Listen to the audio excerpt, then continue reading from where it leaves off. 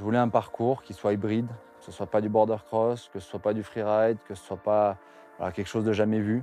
Je voulais quelque chose où il y avait du flow, où il y avait du fun, où il y avait de l'engagement, où je pouvais m'exprimer techniquement. Pour moi, l'idée du projet, c'était vraiment d'avoir du qui-claque. Je voulais du 50 centimètres pour réceptionner, 2 mètres pour repartir, et puis on enchaînait comme ça. Je me dis que ça pourrait être pas mal, tu vois, de faire skinny, une sorte de butter skinny, et après récep. Au départ, cette approche du projet, quand il m'a expliqué qu'il voulait vraiment une ligne droite très étroite, des mouvements qu'on n'avait jamais vus, il fallait la bonne récep au bon endroit, la bonne impulsion. C'était concentré de freestyle sur 3 mètres de large et sur plus de 250 mètres de long. S'il y avait projet, ça devait être à Serre-Chevalier, parce que c'est ce qui me représente, c'est ce qui m'anime. C'est là où j'ai toujours vécu, là où j'ai appris à dévaler sur les pistes, donc ça me paraissait totalement logique. On est arrivé le premier jour, on a simplement fait un tas. On a commencé à lui shaper des modules en montée. Et en fait, on s'est rendu compte que même en montée, il arrivait presque à aller plus vite qu'en descente. C'est-à-dire qu'il arrivait à tellement pomper, à prendre d'énergie dans les hoops, qu'il arrivait en haut, il arrivait à sauter, quoi. Tout est dans le pumping, tout est dans les jambes, et c'est grâce au jeu de jambes qu'on arrive à avoir la vitesse nécessaire pour passer de module en module. Lui, sur 10 mètres, il arrive à monter de 0 à 60 km/h avec 2 petits hoops, quoi. Une anecdote, c'est quand je ridais avec lui là, pour faire ma visite terrain ou quoi, lui, il faisait des virages, et moi, j'étais tout droit derrière. Et je le rattrapais pas. Même en faisant des virages, il prend de l'énergie, ce mec. Donc, c'est assez fou, quoi. C'est là qu'on te fait les moves, on te met 2 pumps, et là, on te met un gros kicker. Pierre, à un moment, je lui ai fait toute une analyse, quoi. J'ai voulu savoir son poids, sa taille, la taille de sa board, parce qu'il fallait que je sache dans les transitions, les compressions, qu'est-ce qu'on pouvait faire. On a mesuré aussi ses jambes. Il fallait que la hauteur de certains modules ne dépasse pas la hauteur de ses jambes, parce qu'il fallait qu'il puisse pomper correctement.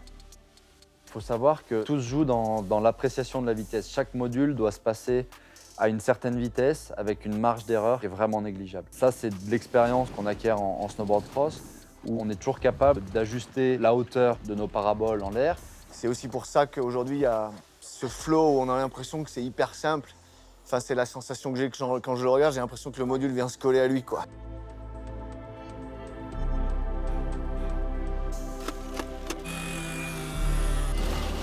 Tout le reste, tu peux l'enlever. Et par contre, j'ai des bugs en haut, quoi. On a trop creusé en haut, faut tout reboucher. Ça a été un boulot de chef monstrueux.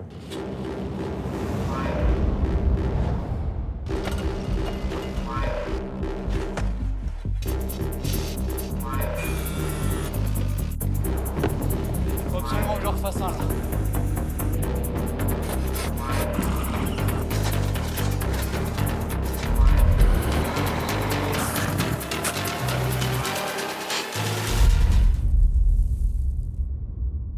J'étais à des kilomètres de penser qu'au bout du compte, ce serait un boulot comme ça. On a été obligé d'appeler des renforts, on a eu du vent, les mecs travaillaient la nuit, enfin, c'était extrêmement intense.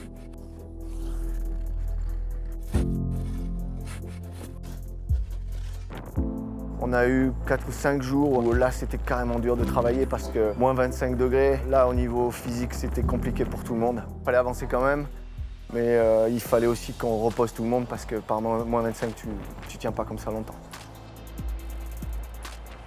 Je me sentais pas de laisser les mecs là-haut travailler et puis moi tranquille à la maison. J'étais sur le terrain dès que je pouvais. Si je pouvais monter à 8h, je montais à 8h. Si je pouvais redescendre à 21h, je redescendais à 21h.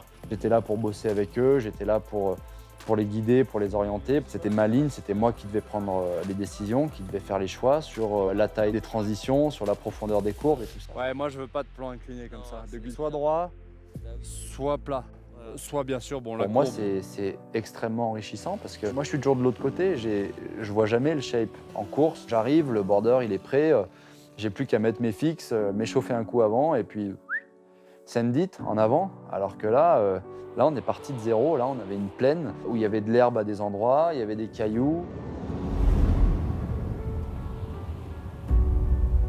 J'essayais de faire un petit peu le parallèle entre mes jours de compétition les plus importants, comme une finale au jeu, et ce moment où j'étais au départ et où il n'y avait que moi en scène. Et ben, j'avais plus de pression là qu'au jeu.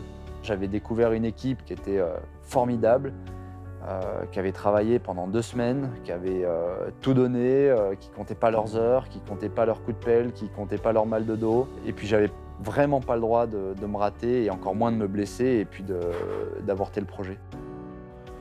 Quand on a commencé à voir Pierre là-dedans, commencer à l'entendre respirer tellement il y avait de la cadence, du rythme, c'est sûr que on se l'est souvent dit, est-ce qu'on serait capable de la rider à sa place, etc. Et je sais qu'aucun d'entre nous on faisait le malin, quoi.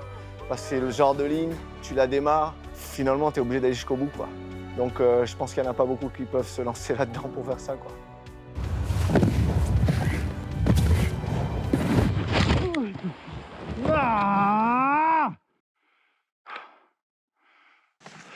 Tu t'es bien séché? Ouais. Où là? Là, ouais. Je me suis mis en bas. T'as juste à bien effleurer le dernier là. Lui, c'est celui qui t'emmerde, c'est un peu lui là. Ouais, bah c'est le touch là-bas parce que là je me rebondis sur le touch, je réceptionne là. Et après.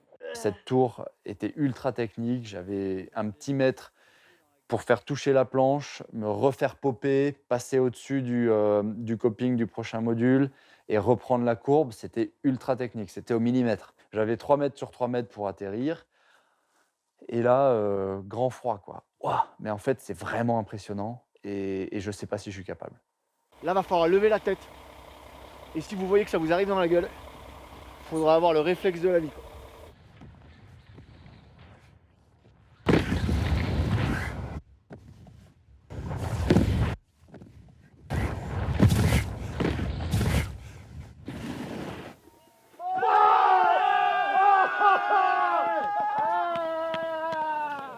Allez, on enchaîne, c'est parti.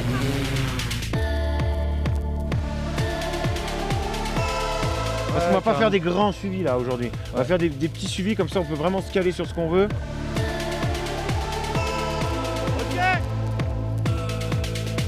Voilà, on est au bout là, faut qu'on ramène, il fait froid, ça casse les batteries, on allait dans le buter. J'arrive pas à piloter sans gants. Souvent ça caille sa race. Ça caille, ouais. Dernier jour de shoot, 40 passages, alors pas de A à Z, mais au moins 40 drops. Bah, c'est bien simple, quand tu as l'équipe de prod qui te dit bon bah là on l'a pas, mais on est sûr qu'on peut le faire mieux et qu'on peut avoir un shoot de ouf, ben, on y retourne.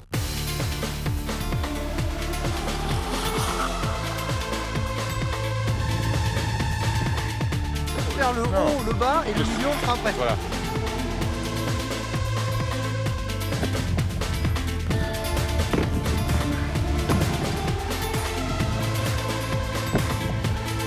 On est bon, cadre-le.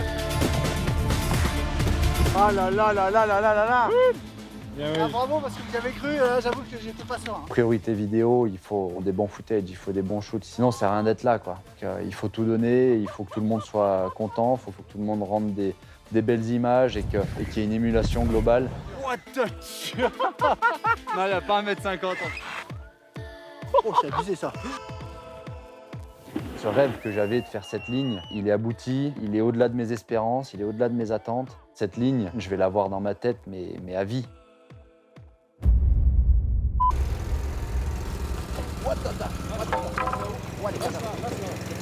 Bon, on la refait, hein. C'est du bon. Excusez-nous là. Encore Bibi qui va se les cogner celui-là.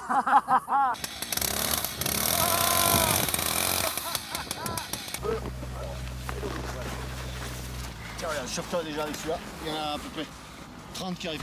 Oh.